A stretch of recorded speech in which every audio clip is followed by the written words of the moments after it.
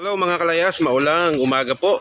So, andito po ako ngayon sa aking manukan uli, sa aking mga alagang sisiyo. Yan po.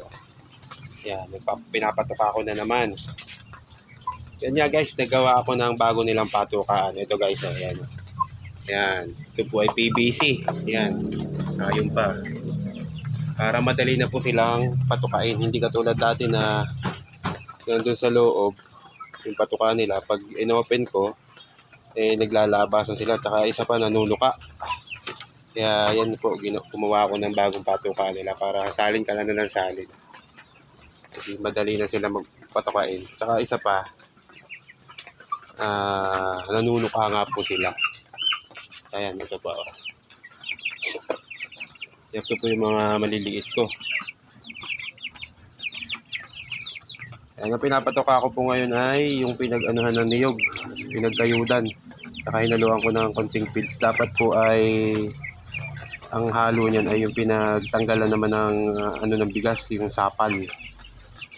Ay ipa kung tawagin. So wala po akong makuhanan kaya yan na muna. Minix ko na lang sa feeds niya.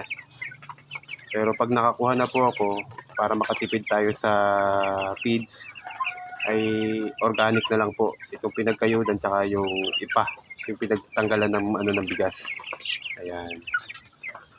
Ayan po, ang lalakas nilang tumuka. Ayun, naglalaglagan ng mga pagkain nila. Ngayon po ako gagawa ng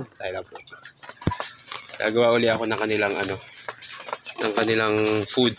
Imimix ko. Ito po yung pakita ko sa inyo guys. Ito nga pala yung binili ko sa palengke, yung pinag-anuhan na niyo. Ayan. Kaya dapat po ang kamix niyan ay pinagtanggalan ng bigas. So ngayon, titimpla ulit tayo, magagawa. Ito po. Pansamantala, nilalagyan ko muna ng feeds ng Bio 2. For the meantime, yun muna yung nila. Pero pag nakakuha na po ako ng pinagkayudan ng bigas, pinagtanggalan, edi yun na po ipapatuka ko para maka-minus naman sa feeds, sa patuka. Kasi napakamahal din po ng patuka. Ayan guys, tapos hahaluan natin ito po yung feeds na hinahalo ko. Ayan po, kita nyo. Imimix ko po doon sa ng niyog. Ayan. Ayan. Tapos halo ha. Kanina po nagganyan na marami na akong napatuka sa kanila. Ang lakas tumuka.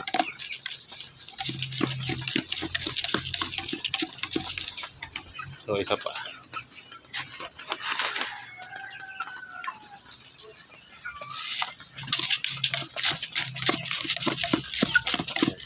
Lalagyan pa po natin ng niyog pa.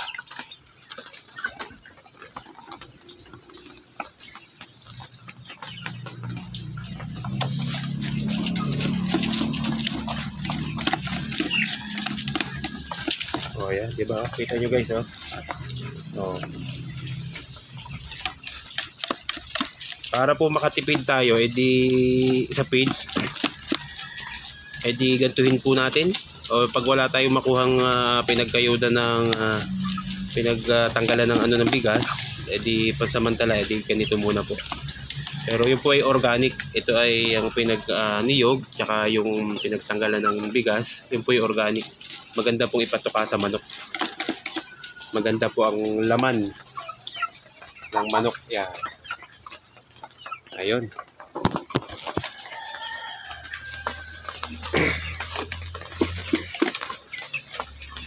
Ayan guys, kita nyo. Hindi nyo kita guys. Oh. Mura lang naman po ito sa palengke, itong pinag-anuhan ng niyog. 5 piso 1 kilo. So bumili ako ng 10 piso. So 2 kilo yun. Alright. Thank you. Ingat-ingat po tayo lagi.